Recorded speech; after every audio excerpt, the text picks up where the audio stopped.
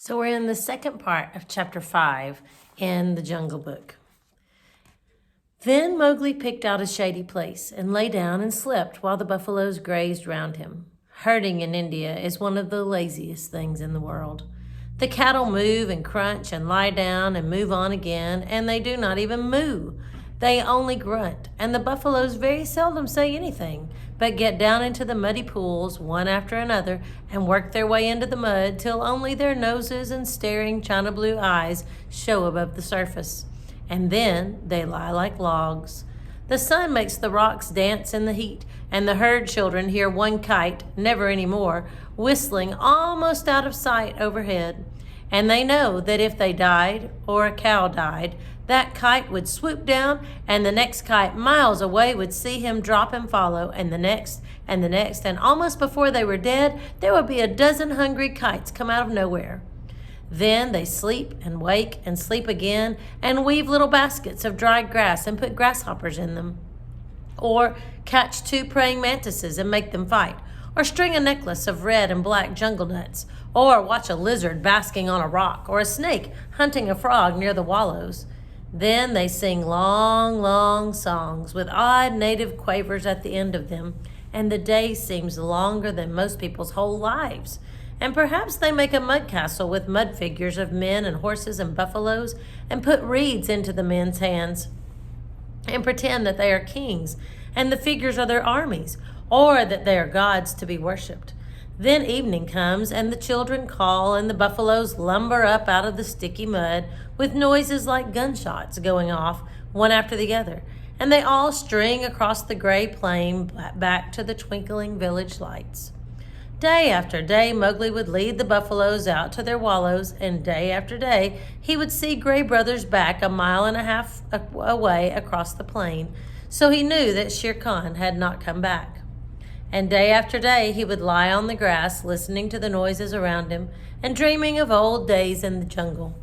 If Shere Khan had made a false step with his lame paw up in the jungles by the Waingunga, Mowgli would have heard him in those long, still mornings. At last a day came when he did not see Gray Brother at the signal place, and he laughed and headed the buffaloes for the ravine by the dik tree, which was all covered with golden red flowers. There sat Gray Brother, every bristle on his back lifted. He is hidden for a month to throw you off your guard. He crossed the ranges last night with Tabaki, hot on your trail, said the wolf, panting. Mowgli frowned. I'm not afraid of Shere Khan, but Tabaki is very cunning. Have no fear, said Gray Brother, licking his lips a little. I met Tabaki in the dawn. Now he is telling all his wisdom to the kites, but he told me everything before I broke his back. Shere Khan's plan is to wait for you at the village gate this evening, for you and no one else. He is lying up now in the big dry ravine of the Waingunga. Has he eaten today, or does he hunt empty? Said Mowgli, for the answer meant life and death to him. He killed at dawn a pig, and he is drunk too. Remember, Shere Khan could never fast, even for the sake of revenge. Oh, fool, what a cub's cub he is, eaten and drunk too, and he thinks that I shall wait till he has slept? Now, where does he lie up? If there were only 10 of us, we could pull him down as he lies. These buffaloes will not charge unless they smell him, and I cannot speak their language. Can we get behind his track so that they may smell it? He swam far down the Waingunga to cut that off, said Gray Brother. Tabaki told him that, I know. He would never have thought of it alone. Mowgli stood with his finger in his mouth, thinking. The big ravine of the Waingunga. That opens out on the plain not half a mile from here. I can take the herd around through the jungle to the head of the ravine and then sweep down. But he would slink out at the foot. We must block that end. Gray Brother, can you cut the herd in two for me? Not I, perhaps, but I have brought a wise helper. Gray Brother trotted off and dropped into a hole. Then there lifted up a huge gray head that Mowgli knew well, and the hot air was filled with the most desolate cry of all the jungle, the hunting howl of a wolf at midday. Akela! Akela! Said Mowgli, clapping his hands. I might have known that you would not forget me. We have a big work in hand. Cut the herd in two, Akela. Keep the cows and calves together, and the bulls and the plow buffaloes by themselves." The two wolves ran in circles, in and out of the herd, which snorted and threw up its head and separated into two clumps. In one, the cow buffaloes stood with their calves in the center and glared and pawed, ready, if a wolf would only stay still, to charge down and trample the life out of him. In the other, the bulls and the young bulls snorted and stamped, but though they looked more imposing, they were much less dangerous, for they had no calves to protect. No 6 men could have divided the herd so neatly. "What orders?" panted Akela. "They are trying to join again." Mowgli slipped onto a Rama's back. "Drive the bulls away to the left, Akela. Gray Brother, when we are gone, hold the cows together and drive them into the foot of the ravine." "How far?" said Gray Brother, panting and snapping. "Till the sides are higher than Shere Khan can jump," shouted Mowgli. "Keep them there till we come down." The bulls swept off as Akela bayed, and Gray Brother stopped in front of the cows. They charged down on him, and he ran just before them to the foot of the ravine as Akela drove the bulls far to the left. "Well done! Another charge, and they will be quite started." "Careful now! Careful, Akela! A snap too much, and the bulls will charge. Hoo-yah! This is wilder work than driving black buck. Did you think these creatures could move so swiftly?" Mowgli called. "I have hunted these too in my time," gasped Akela in the dust. "Shall I turn them into the jungle?" "Aye, turn. Swiftly turn them. Rama is mad with rage. Oh, if I could only tell him what I need of him today." The bulls were turned to the right this time and crashed into the standing thicket. The other herd children, watching with the cattle half a mile away, hurried to the village as fast as their legs could carry them, crying that the buffaloes had gone mad and run away. But Mowgli's plan was simple enough. All he wanted to do was to make a big circle uphill and get at the head of the ravine, and then take the bulls down it and catch Shere Khan between the bulls and the cows. For he knew that after a meal and a full drink, Shere Khan would not be in any condition to fight or to clamber up the sides of the ravine. He was soothing the buffaloes now by voice, and Akela had dropped far to the rear, only whimpering once or twice to hurry the rear guard. It was a long, long circle, for they did not wish to get too near the ravine and give Shere Khan warning. At last, Mowgli rounded up the bewildered herd at the head of the ravine on a grassy patch that sloped steeply down to the ravine itself. From that height, you could see across the tops of the trees down to the plain below.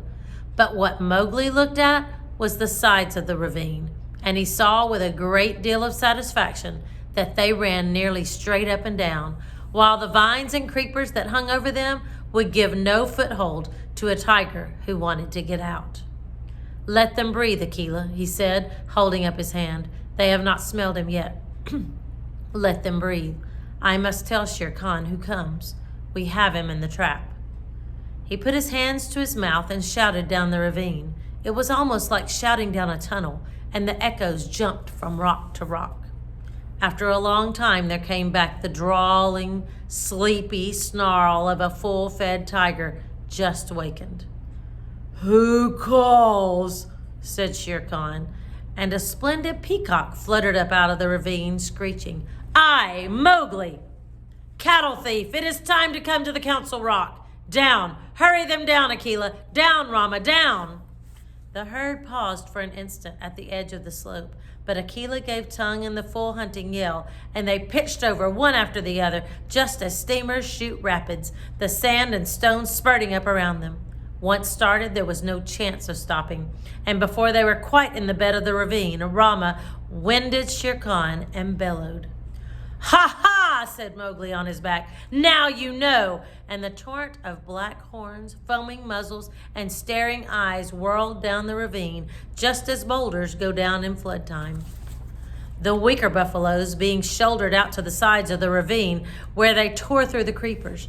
They knew what the business was before them, the terrible charge of the buffalo herd against which no tiger can hope to stand.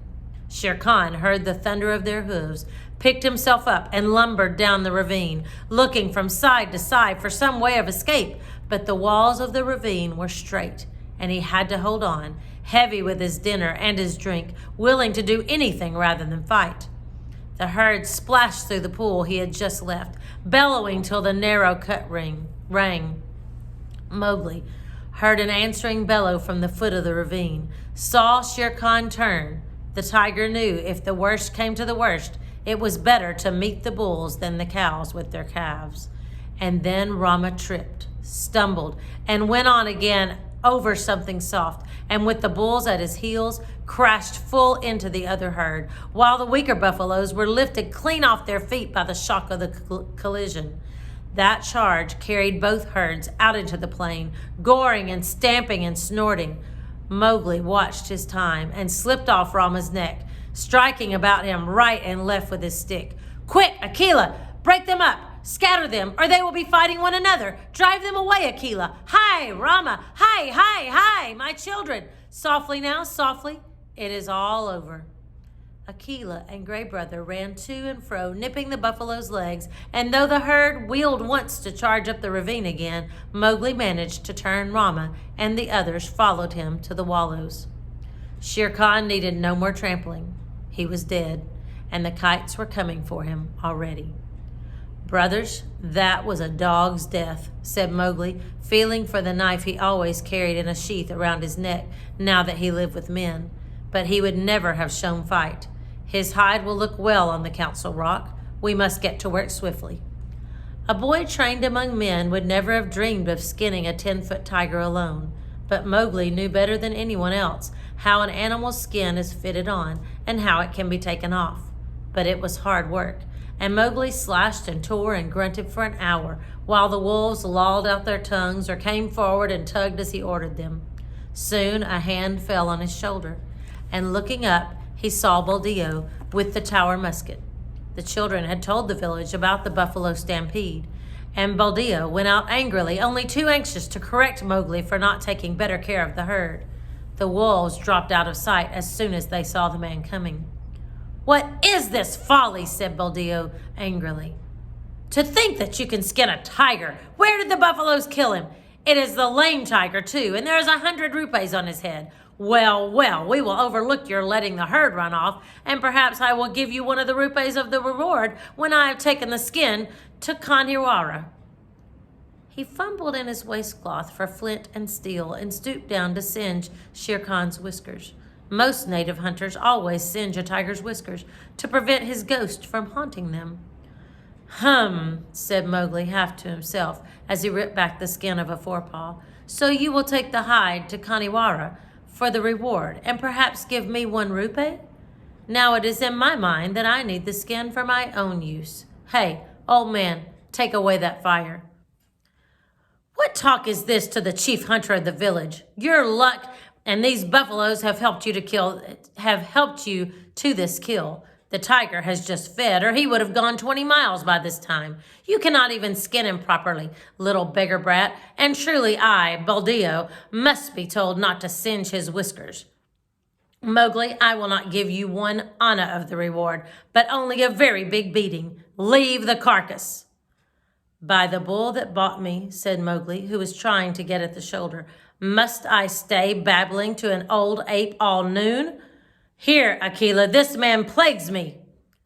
Buldeo, who was still stooping over Shere Khan's head, found himself sprawling on the grass, with a gray wolf standing over him, while Mowgli went on skinning as though he were all alone in India. "Yes," he said between his teeth, "you are altogether right, Buldeo. You will never give me 1 anna of the reward. There is an old war between this lame tiger and myself, a very old war, and I have won." To do Buldeo justice, if he had been 10 years younger, he would have taken his chance with Akela had he met the wolf in the woods. But a wolf who obeyed the orders of this boy, who had private wars with man-eating tigers, was not a common animal. It was sorcery. Magic of the worst kind, thought Buldeo, and he wondered whether the amulet around his neck would protect him. He lay as still, expecting every minute to see Mowgli turn into a tiger too. "Maharaj, great king," he said at last. "Yes," said Mowgli, without turning his head, chuckling a little. I am an old man. I did not know that you were anything more than a herdsboy. May I rise up and go away, or will your servant tear me to pieces? Go, and peace go with you. Only do not meddle another time with my game. Let him go, Aquila. Buldeo hobbled away to the village as fast as he could, looking back over his shoulder in case Mowgli changed into something terrible. When he got to the village, he told a tale of magic and enchantment and sorcery that made the priest look very grave. Mowgli went on with his work, but it was nearly twilight before he and the wolves had drawn the great skin clear of the body. Now we must hide this and take the buffaloes home. Help me to herd them, Aquila. The herd rounded up in the misty twilight, and when they got near the village, Mowgli saw lights and heard the conches and bells in the temple blowing and banging. Half the village seemed to be waiting for him by the gate. That is because I've killed Shere Khan, he said to himself. But a shower of stones whistled about his ears, and the villagers shouted, Sorcerer! Wolf's brat! Jungle demon! Go away! Get away quickly, or the priest will turn you into a wolf again! Shoot, Buldeo! Shoot! The old tower musket went off with a bang, and a young buffalo bellowed in pain. More sorcery, shouted the villagers. He can turn bullets, Buldeo! That was your buffalo! Now what is this? Said Mowgli, bewildered, as the stones flew thicker. They are not unlike the pack, these brothers of yours, said Aquila, sitting down composedly. It is in my head that, if bullets mean anything, they intend to cast you out. Wolf! Wolf's cub! Go away! Shouted the priest, waving a sprig of the sacred Tulsi plant. Again? Last time it was because I was a man. This time it is because I am a wolf. Let us go, Aquila. A woman, it was Mesua, ran across to the herd and cried, Oh, my son, my son! They say you are a sorcerer who can turn himself into a beast at will. I do not believe it, but go away or they will kill you. Buldeo says you are a wizard, but I know you have avenged Nathu's death. Come back, Mesua, shouted the crowd. Come back or we will stone you. Mowgli laughed a little short, ugly laugh, for a stone had hit him in the mouth. Run back, Mesua. This is one of the foolish tales they tell under the big tree at dusk. I have at least paid for your son's life. Farewell, and run quickly, for I shall send the herd in more swiftly than their brickbats. I am no wizard, Mesua. Farewell. Now, once more, Aquila, he cried, bring the herd in. The buffaloes were anxious enough to get to the village. They hardly needed Aquila's yell, but charged to the gate like a whirlwind, scattering the crowd right and left. Keep count, shouted Mowgli scornfully. It may be that I have stolen one of them. Keep count, for I will do your herding no more. Farewell, children of men, and thank Mesua that I do not come in with my wolves and hunt you up and down your street. He turned on his heel and walked away with the lone wolf, and as he looked up at the stars, he felt happy. No more sleeping in traps for me, Aquila. Let us get Shere Khan's skin and go away. No, we will not hurt the village, for Mesua was kind to me. When the moon rose over the plain, making it look all milky, the horrified villagers saw Mowgli with 2 wolves at his heels and a bundle on his head, trotting across at the steady wolf's trot that eats up the long miles like fire. Then they banged the temple bells and blew the conches louder than ever, and Mesua cried, and Buldeo embroidered the story of his adventures in the jungle, till he ended by saying that Aquila stood up on his hind legs and talked like a man. The moon was just going down when Mowgli and the 2 wolves came to the hill of the Council Rock, and they stopped at Mother Wolf's cave. They have cast me out from the man-pack, Mother, shouted Mowgli, but I come with the hide of Shere Khan to keep my word. Mother Wolf walked stiffly from the cave with the cubs behind her, and her eyes glowed as she saw the skin. I told him on that day when he crammed his head and shoulders into this cave, hunting for your life, little frog, I told him that the hunter would be the hunted. It is well done. Little brother, it is well done, said a deep voice in the thicket. We were lonely in the jungle without you, and Bagheera came running to Mowgli's bare feet. They clambered up the Council Rock together, and Mowgli spread the skin out on the flat stone where Aquila used to sit, and pegged it down with 4 slivers of bamboo, and Aquila lay down upon it, and called the old call to the council. Look, look well, O wolves, exactly as he had called when Mowgli was first brought there. Ever since Akela had been deposed, the pack had been without a leader, hunting and fighting at their own pleasure. But they answered the call from habit, and some of them were lame from the traps they had fallen into, and some limped from shot wounds, and some were mangy from eating bad food, and many were missing. But they came to the council rock, all that were left of them, and saw Shere Khan's striped hide on the rock, and the huge claws dangling at the end of the empty dangling feet. It was then that Mowgli made up a song that came up into his throat all by itself, and he shouted it aloud, leaping up and down on the rattling skin and beating time with his heels till he had no more breath left, while Gray Brother and Akela howled between the verses. Look well, O wolves, have I kept my word? Said Mowgli, and the wolves bade yes, and one tattered wolf howled, Lead us again, O Akela, lead us again, O man cub, for we are sick of this lawlessness, and we want to be the free people once more. Nay, purred Bagheera, that cannot be. When you are full fed, the madness may come upon you again. Not for nothing are you called the free people. You fought for freedom, and it is yours. Eat it, O wolves. Man pack and wolf pack have cast me out, said Mowgli. Now I will hunt alone in the jungle. And we will hunt with you, said the 4 cubs. So Mowgli went away and hunted with the 4 cubs in the jungle from that day on. But he was not always alone, because, years afterward, he became a man and married. But that is a story for grown-ups. Next time we'll read Chapter 6, The White Seal. See you then.